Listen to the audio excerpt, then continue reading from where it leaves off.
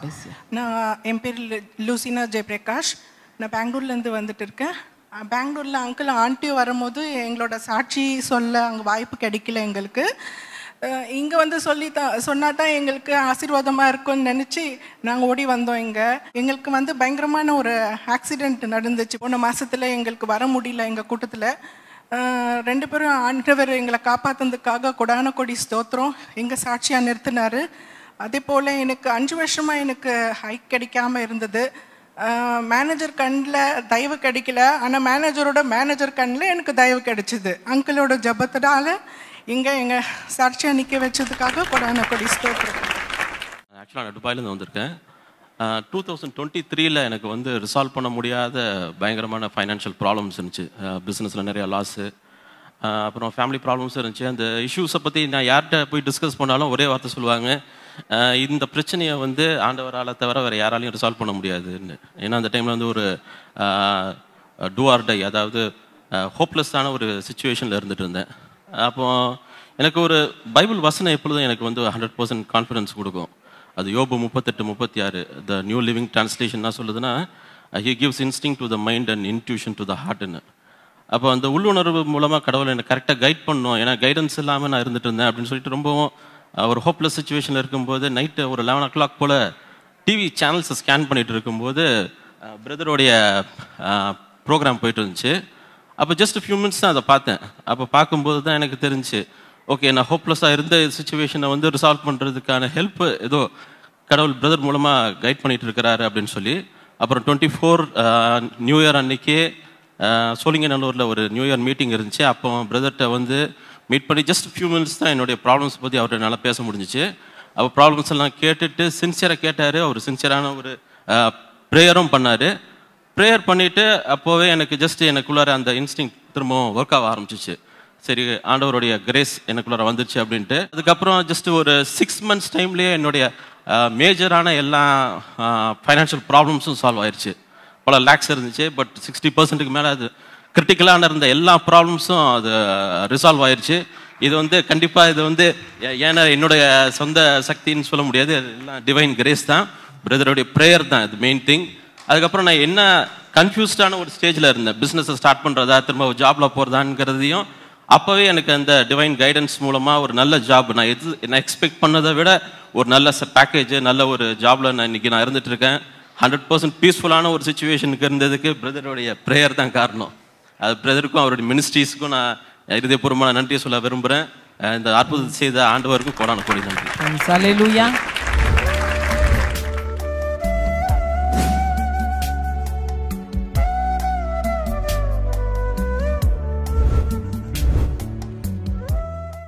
கிறிஸ்துவுக்குள் மிகவும் பிரியமான எனதருமை சகோதர சகோதரிகளே, நம்மை சிருஷ்டித்தவரும் நம்மை உண்டாக்கினவரும் நம்மை ஒருபோதும் மறந்து போகாதவருமாகிய இயேசு கிறிஸ்து முனையற்ற நாமத்தினாலே உங்கள் எல்லாரையும் வாழ்த்தி ஆசீர்வதிக்கிறேன். அல்லேலூயா. எல்லாரும் சந்தோஷமா இருக்கீங்களா? என் வேதம் சொல்லுகிறது, என்னுடைய நாமத்தை பிரஸ்தாபப்படுத்துகிற எந்த ஸ்தானத்திலும் நானே நேரம் வந்து உங்களை ஆசீர்வதிப்பேன் ஆண்டவர் சொல்லியிருக்கார். ஆமேன். இன்றைக்கு ஆண்டவர் உங்களுக்காக கொண்டு வந்திருக்கிற மங்கள வார்த்தை உங்கள் மத்தியில் நான் எடுத்து சொல்ல விரும்புகிறேன். கர்த்தர் ஜெபத்தோடு இந்த காரியங்களை கேட்கும்படி சொல்லுகிறார். உங்கள் இருதயம் திறந்திருப்பதாக. எடுத்து வாசிக்கலாம். உபாகமத்தின் புஸ்தகம் 5ஆம் அதிகாரம் 33வது வசனம் இப்படியாய் சொல்லுகிறது. எடுத்து வாசிப்போமா? நீங்கள் சுதந்தரிக்கும் தேசத்திலே பிழைத்து சுகித்து நீடித்திருக்கும்படி உங்கள் தேவனாகிய கர்த்தர் உங்களுக்கு விதித்த வழிகள் எல்லாவற்றிலும் நடக்க கடவீர்கள். இந்த நாள் செய்தியின் தலைப்பு, நீங்கள் குடியிருக்கும் பட்டணம். எந்த பட்டணத்தில் நீங்கள் தலை குனிஞ்சு நின்னீங்களோ, வெட்கப்பட்டு நின்னீங்களோ, அதே பட்டணத்தில் இனி ஆண்டவர் என்ன செய்ய போகிறேன் என்பதைத்தான் இந்த நாள் நமக்கு தீர்க்க தரிசனமாக இந்த செய்தியின் மூலமாக ஆண்டவர் வழங்குகிறார். என்ன செய்ய போகிறார்? 3 காரியங்கள். நீங்கள் சுதந்திரித்திருக்கிற பட்டணத்திலே முதலாவது நல்லா பிழைத்திருப்பீர்கள். பிழைப்பிற்கு நல்ல வழி இருக்குன்னு ஆண்டவர் சொல்கிறார். இரண்டாவது, எல்லா விதமான ஆசீர்வாதங்களோடு சுகித்திருப்பீர்கள் என்று சொல்லுகிறார். மூன்றாவது, அதே பட்டணத்தில் நீடித்து நீடிய ஆயுசோடு தீர்க்காயுசோடு வாழ்ந்து உங்கள் பிள்ளைகளின் பிள்ளைகளை காண்பீர்கள் என்று 3 ஆசீர்வாதங்களை நம்முடைய சிரசிலே கர்த்தர் வைக்கிறார். இந்த 3 ஆசீர்வாதங்களுக்கு ஒரு நிபந்தனை கொடுக்கிறார். உங்கள் தேவனாகிய கர்த்தர் உங்களுக்கு விதித்த வழிகளில் எல்லாம் நடக்க கடவீர்கள். நன்றாக கவனியுங்கள். நாம் ஒவ்வொருவரும் வாழ்வதற்கு ஒரு பட்டணம், ஒரு தேசத்தை கர்த்தர் நிர்ணயிக்கிறார். அது நீங்கள் பிறப்பதற்கு முன்பாகவே பரலோகம் ஆதியிலே நிர்ணயம் பண்ணின காரியம். நீங்கள் பிறக்கிறது ஒரு இடமா இருக்கலாம், நீங்கள் வளருகிறது ஒரு இடமா இருக்கலாம், நீங்கள் செட்டில் ஆகிறது இன்னொரு இடமா இருக்கலாம்.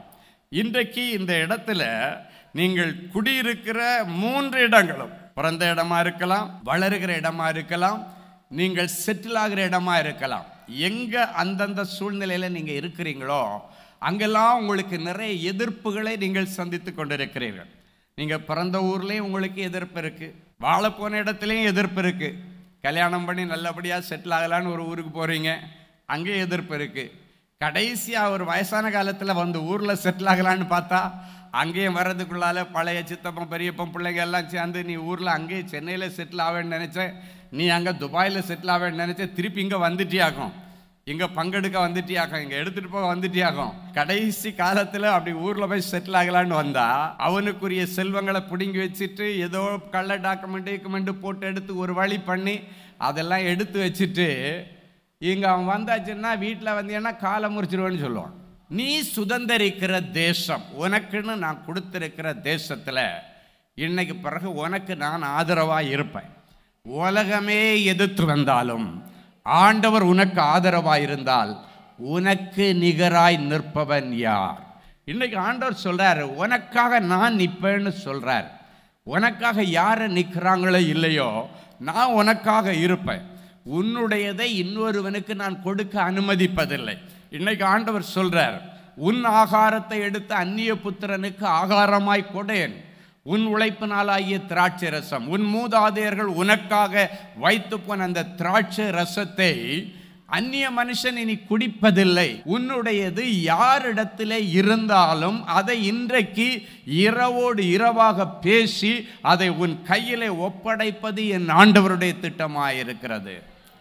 நீங்க பார்த்தீங்கன்னா இந்த சுனேமியாள்னு ஒருத்தவங்களுக்கு தெரியும், வேதத்தில் சொல்லப்பட்டிருக்கு. சுனேம் ஊரில் உள்ள சுனேமியாள், இவள் குடியிருக்கிற பட்டணத்தில் பஞ்சத்தின் நிமித்தம் ஒரு 7 வருஷம் வெளியே ஒரு பட்டணத்தில் போய் தன்னுடைய புருஷனோடு பிள்ளையோடு செட்டில் ஆயிட்டான். இப்போ திருப்பியும் தன்னுடைய சொந்த ஊருக்கு வந்து ஆண்டவர் கொடுத்த அந்த பட்டணத்தில் குடியிருக்க வர்றா. இங்க வந்து அவளுக்கு ஒரு பெரிய அதிர்ச்சி. அவ இல்லாத நாட்களிலே அவளுடைய சொத்தை எடுத்துட்டு, வீட்டை எடுத்துட்டு, அவளுடைய நிலங்களை எடுத்துட்டு கொடுக்க மாட்டேன்னு அடம்பிடிக்கிறாங்க. தரவே முடியாது. இவ எங்க போய் சொல்றது ஒண்ணுமே புரியல. அப்பொழுதுதான் எலிசா தீர்க்கதரிசி மூலமாக கர்த்தர் வெளிப்பட்டார். அவன் தன்னுடைய ஊழியக்காரனாய கேயாசி அனுப்பி ராஜாட்ட சொல்லி சுனேமியாளுடைய செல்வங்களை எல்லாம் திருப்பி ஒப்படைக்கிறதுக்கு எலிசா சொல்ல சொன்னார்னு போய் சொல்லுன்னு சொல்லி அனுப்பினார்.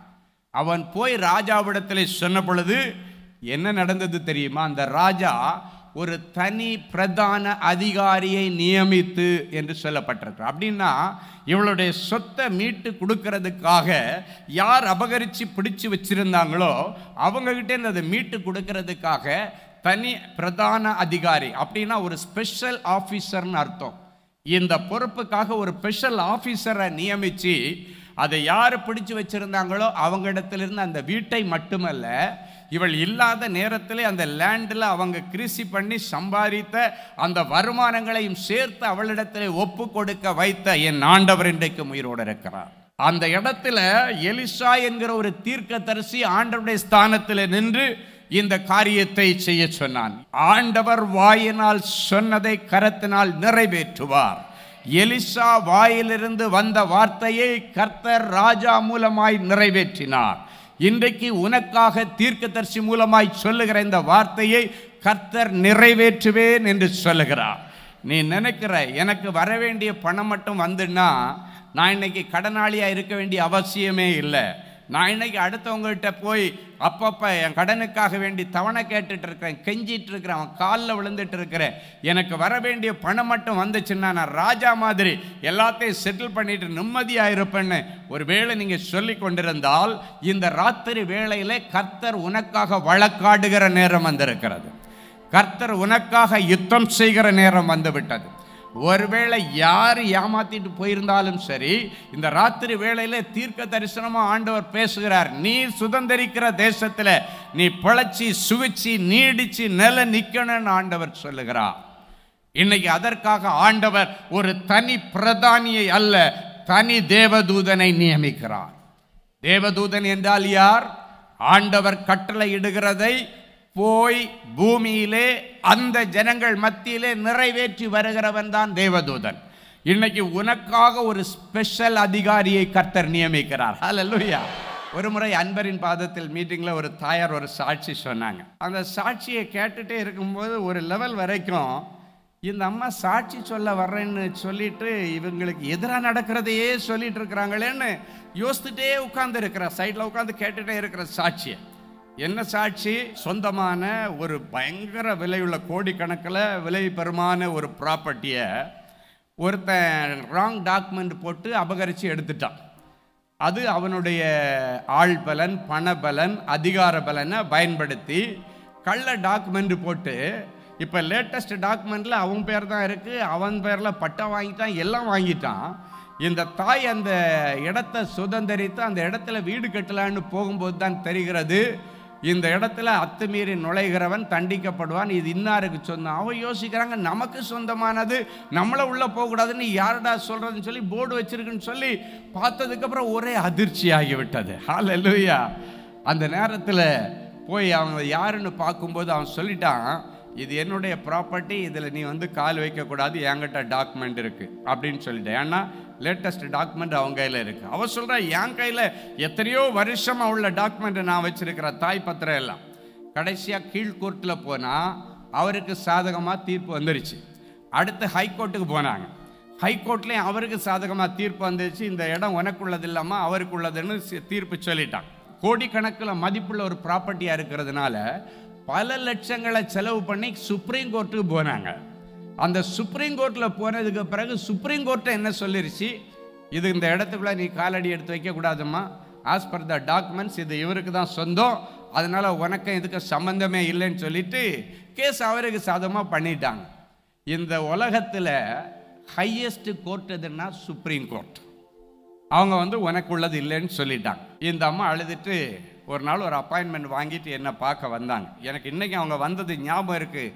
வயிற்றுலையும் நெஞ்சிலையும் அடிச்சுக்கிட்டே வர்றாங்க. இதை நான் எங்கே போய் சொல்லுவேன், எங்கே ஊர் போய் சொல்லுவேன்னு அடிச்சுக்கிட்டே தான் உள்ளே வர்றாங்க கேபினில். நான் சொன்னேன், ஆண்டவர்கிட்ட சொல்ல தானே வந்திருக்கீங்க, எங்கே போய் சொல்கிறேன்னு எதுக்கும்மா அடிச்சுக்கிறீங்க, முதல்ல கொஞ்ச நேரம் உட்காருங்க அப்படின்னு சொல்லிட்டு உட்கார வச்சுட்டு கொஞ்சம் தண்ணி காப்பி எல்லாம் கொடுத்து முதல்ல அவங்கள கூல் பண்ணியாட்டு. இப்போ என்ன பிரச்சனைன்னு கேட்டால் அவங்க சொன்னாங்க, இப்படியெல்லாம் பிரச்சனை ஐயா அப்படின்னாங்க. அப்போ நான் சொன்னேன், கர்த்தரை தேடி வருகிற பிள்ளைகளுக்கு ஒரு நன்மையும் குறைபடாது. நேத்தைக்கு வரைக்கும் இது உங்கள் வீட்டு பிரச்சனை. எப்போ ஆண்டவருடைய சமூகத்தில் இதை கொண்டு வர்றீங்களோ இதுக்கு பிறகு இது ஆண்டவர் வீட்டு பிரச்சனை, ஆண்டவர் பார்த்துக்குவார் அப்படின்னு சொல்லிட்டு அவர்களுக்கு சில நல்ல ஆலோசனை கொடுத்துட்டு நான் சொன்னேன், ஏம்மா நமக்கெல்லாம் தேவ பிள்ளைகளுக்கு இந்த உலகத்து கோர்ட்டோட முடியாது, இதுக்கு மேலே ஒரு மேல் கோர்ட் ஒன்று இருக்குது.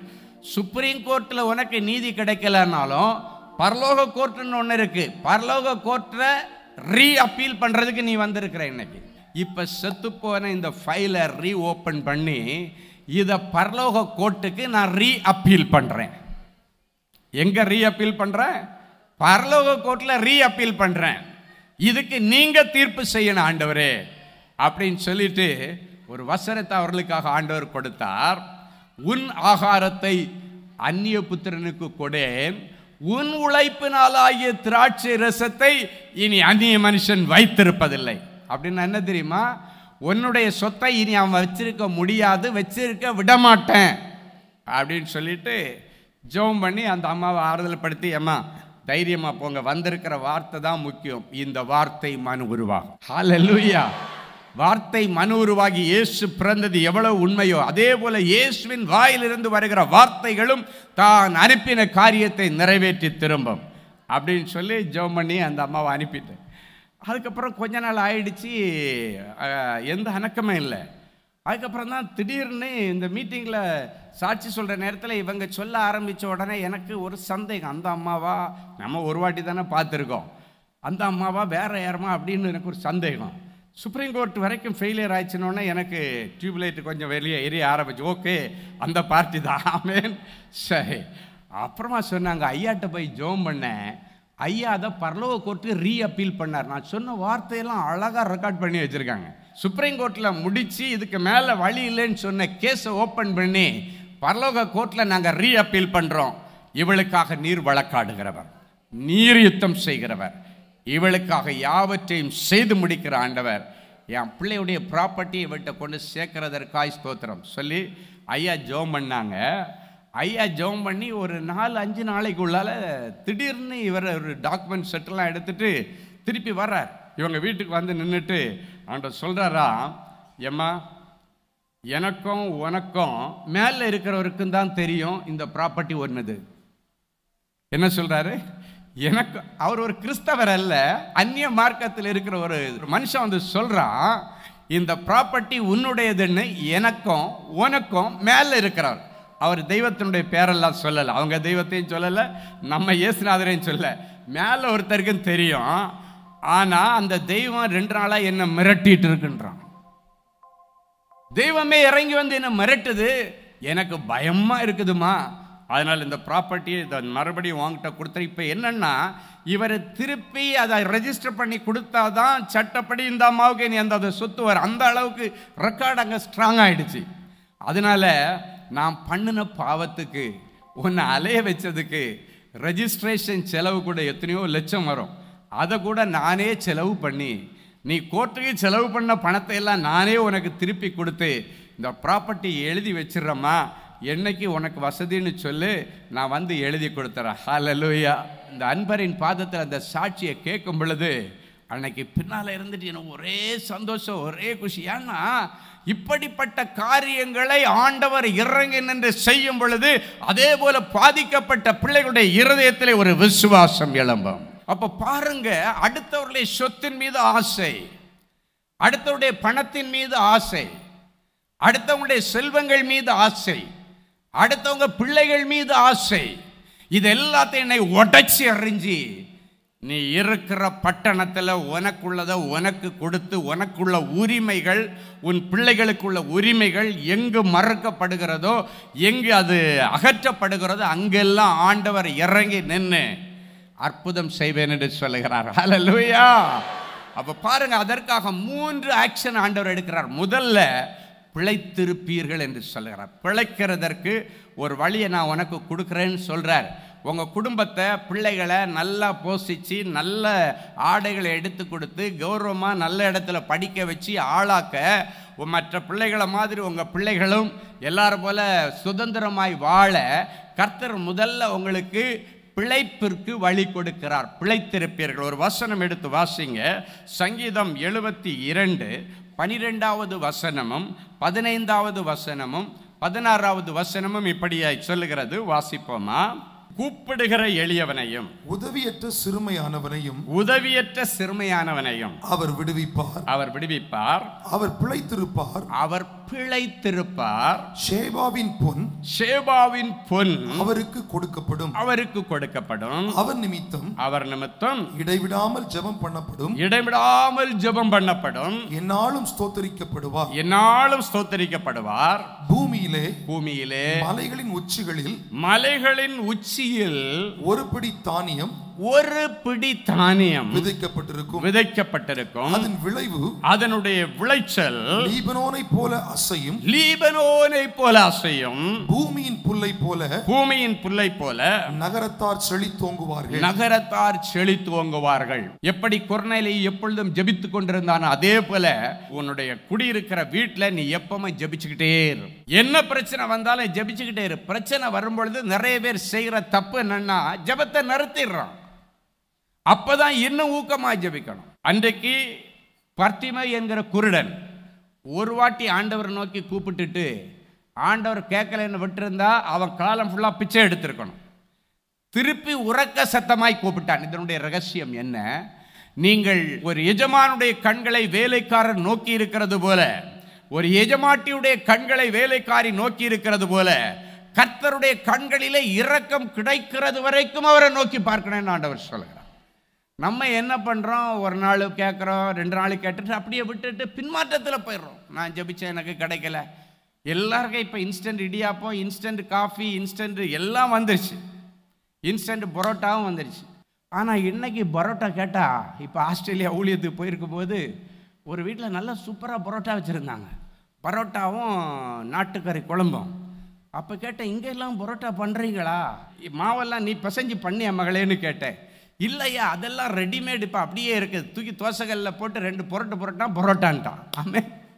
அப்போ பாருங்க, அவ்வளவு பாடுபடுகிற பரோட்டாவே இன்னைக்கு இன்ஸ்டன்ட் மாதிரி ஆகிப்போச்சு.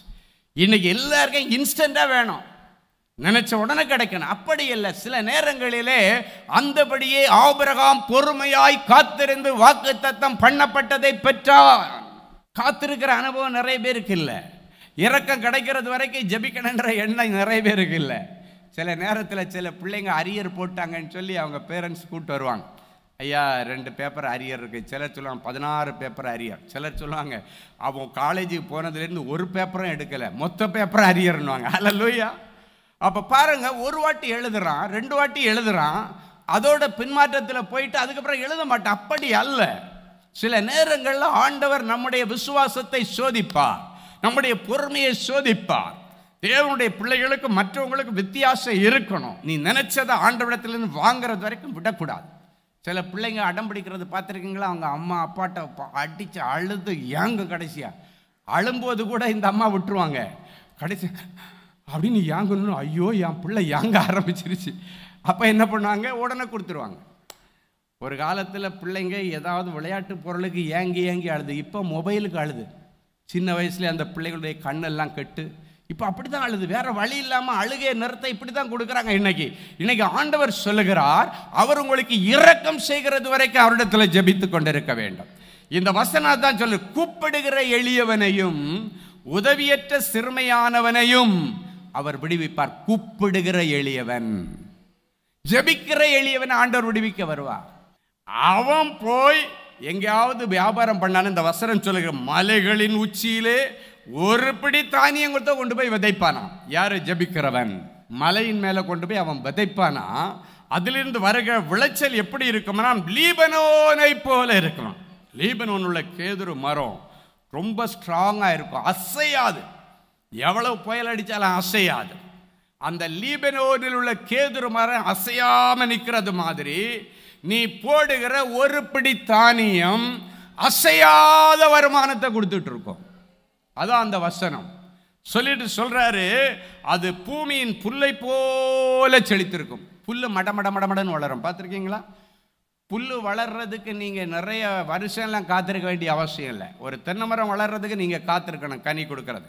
ஒரு வாழை மரம் வளர்றதுக்கு காத்திருக்கணும். ஆனா புல்லு அப்படி இல்லை, மடன்னு வளர்ந்துடும். ஆண்டவர் சொல்றாரு, புல்லு வளர்றது மாதிரி இனி மடன்னு நீ வளர்கிற காலங்கள் வந்து விட்டது. ரொம்ப வருஷம் வீணா போச்சு, கவலைப்படாத. இன்னைக்கு சொல்றாரு, பூமியின் புல்லை போல நீ குடியிருக்கிற நகரத்தில் உன்னை செழிக்க பண்ணுவேன் என்று ஆண்டவர் சொல்லுகிறார். நீ என்ன பண்ணணுமா? ஆண்டவரை நோக்கி கூப்பிட்டுட்டே இருக்கணுமா? அந்த கொர்நேலியுவை போல எப்பொழுதும் ஜெபிக்கிற பிள்ளைகளாய் தேவனுடைய பிள்ளைகள் இருக்கணும். நிறைய பேர் கஷ்டம் வரும்போது பின்மாறி போயிடுறாங்க. என்ன, நான் சர்ச்சுக்கு வரமாட்டேன், என்ன ஜெபத்துக்கு வரமாட்டேன், ஃபேமிலி ப்ரேயருக்கு வரமாட்டேன். இதனால யாருக்கையா கஷ்டம்? ஆண்டவருக்கா கஷ்டம்? உனக்கு தான் கஷ்டம், உனக்கு தான் நஷ்டம். சோதனை வரும்பொழுது இன்னும் உறுதியாய் கர்த்தரை பிடிச்சிருக்கணும். அவர் ஒருத்தர் தான் அதிலிருந்து உன்னை விடுவிக்க முடியும். இந்த வசனம் சொல்லுகிற, கூப்பிடுகிற எளியவனையும் உதவியற்ற சிறுமையானவனையும் அவர் விடுவிப்பார். ஹல்லேலூயா. என் தேவன் ஏதாகிலும் ஒன்று செய்வார் என்று ஒரு சின்ன அடி எடுத்து வைத்தான் ஜோனத்தான். என் தேவன் எனக்காக ஏதாவது ஒன்று செய்வார். ஒரு சின்ன அடி எடுத்து வைத்தான். அவனுக்காக ஏதாகிலும் ஒன்றல்ல, எல்லாவற்றையும் செய்த தேவனே, என் பிள்ளைகளுக்கும் என்ன தேவை என்று உமக்கு தெரியும். இவர்களுக்கு என்ன அவசியம் என்று உமக்கு தெரியும். உடைய பலனும் உமக்கு தெரியும். இவர்கள் பலவீனமும் உமக்கு தெரியும், இவர்கள் தேவையும் உமக்கு தெரியும், இவருடைய முயற்சியும் உமக்கு தெரியும். இன்றைக்கும் பிழைத்திருக்க பண்ணுகிற தேவனே, ஒரு கைப்பிடி அளவு தானியத்தை கொண்டு போய் நீ லீபனோனை போல விளைச்சல் தருவேன் என்று சொன்னீர். எவ்வளவோ அள்ளி விதைச்சம் என் பிள்ளைகளுக்கு இன்னைக்கு வரைக்கும் பலன் கிடைக்கலப்பா. கடன் வாங்கி பிள்ளைகளை படிக்க வச்சு பேங்க் லோன், வெளியே லோன், பேங்குக்கு வட்டி கட்ட பிள்ளைகளுக்கு வேலை கிடைக்கலப்பா. கடன் வாங்கினவங்களுக்கு திருப்பி கொடுக்க விளைச்சல் இல்லப்பா. பிழைத்திருக்க பண்ணுவேன் என்று சொன்னார் தேவனே. பிள்ளைகளுக்கு பிழைப்பிற்கு ஒரு வழியை திறந்து தார், வருமானத்துக்கு ஒரு நல்ல வழியை திறந்து தாங்கப்பா. என் பிள்ளைகளை நீ கடன் வாங்கக்கூடாது, கொடுக்கிற அளவுக்கு பிள்ளைகளுக்கு உதவி செய். அரசு தேர்வு எழுதி அரசாங்க வேலைக்காய் காத்திருக்கிற பிள்ளைகளுக்கு சர்வஞானியே, கிரகிக்க முடியாத அற்புதங்களை செய்கிறவரே, என் பிள்ளைகளுக்கு ஒரு அரசாங்க உத்தியோகத்துக்கு வழி திறந்து தாங்க. இதுவரைக்கும் எங்க குடும்பத்தில் யாருமே கவர்மெண்ட்ல வேலை செய்ததே இல்லைன்னு சொல்லி அழுகிற பிள்ளைகளுக்கு அரசு அதிகாரிகள் மத்தியிலே சிங்காசனத்தில் உட்கார வைத்து அழகு பார்க்கிற கிருபையை தாரும். சர்வ ஞானியே, கிரகிக்க முடியாத அற்புதங்களை செய்கிறவரே, என் பிள்ளைகளுக்கு அரசாங்க சம்பளம் வாங்குற பாக்கியத்தை தாரும். வெளி தேசத்தில் போய் வேலை செய்து குடும்ப கஷ்டத்தை தீர்க்கலான்னு சொல்லி முயற்சி எடுத்துக்கொண்டிருக்கிற அநேக பிள்ளைகளை பார்க்கிறேன். கர்த்தர் அதற்கான வழிகளை திறப்பீராக. அவர்கள் கால் மிதிக்க போகிற தேசம் அவர்களுக்கும் அவர்களுக்கு பின்வரும் சந்ததிக்கும் கிடைப்பதாக நான் பிள்ளைகளை ஆசீர்வதித்து ஜெபிக்கிறேன். ஆசீர்வாதமா இருக்கட்டும். சுகித்திருப்பீர்கள் என்று சொன்னீர்.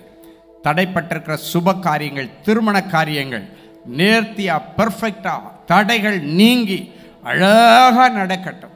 இயேசுவின் மூலம் பிதாவே, ஆமென். Genesis Creations Media Academy நடத்தும் Summer Break Skill Make பள்ளி பயிலும் மாணவ மாணவியருக்கு ஒரு அரிய வாய்ப்பு.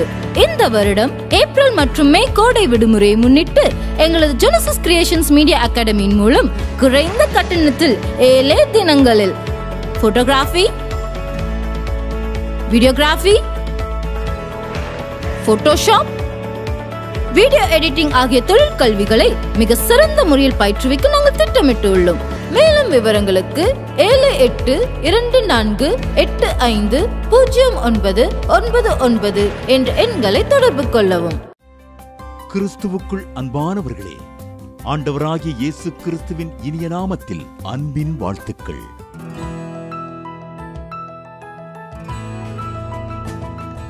எங்களுடைய மார்வெல் திருமண தகவல் மையத்தை ஆன்லைன் சேவை மூலம் உங்களுக்கு அறிமுகப்படுத்துவதில் நாங்கள் மிகுந்த மகிழ்ச்சி அடைகிறோம். எங்களது மார்வெல் திருமண மையம் கிறிஸ்தவ குடும்பத்தில் திருமணத்திற்கு ஆயத்தமாயிருப்பவர்கள் தங்களுக்கு ஏற்ற வாழ்க்கை துணையை தேர்ந்தெடுக்க சிறந்த திருமண சேவை மையமாக இருக்கிறது.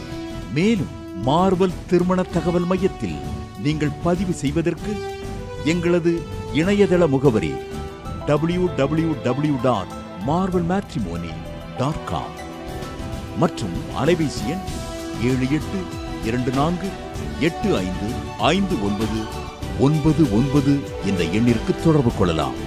சென்னை, நாகர்கோவில் மற்றும் மும்பை நகரில் உள்ளவர்கள் பதிவு செய்ய விரும்பினால் கீழ்கண்ட விலாசங்களில் உள்ள எங்களது அலுவலகங்களோடு தொடர்பு கொள்ளலாம். Email info@marvelmatrimony.com. ஆண்டவர்தாமே உங்களை அளவில்லாமல் ஆசீர்வதிப்பாராக. அன்பு தேவனுடைய பிள்ளைகளே, இந்நிகழ்ச்சியின் மூலம் நீங்கள் பெற்றுக்கொண்ட ஆசீர்வாதங்களையும் உங்கள் ஜெப விண்ணப்பங்களையும் அனுப்ப வேண்டிய முகவரி தேவனின் அன்பு ஊழியங்கள், எண் 340B/1A 3B1 Vinayak avenue, OMR road, Okkiyam, Thoraipakkam, Chennai 600097. இது இந்தியன் ஆயில் பெட்ரோல் பங்க் எதிரில் அமைந்துள்ளது மற்றும் காக்னிசன்ட் டெக்னாலஜி சொல்யூஷன்ஸ் அருகிலும் அமைந்துள்ளது. மின்னஞ்சல் prayer@godsloveministries.co.in.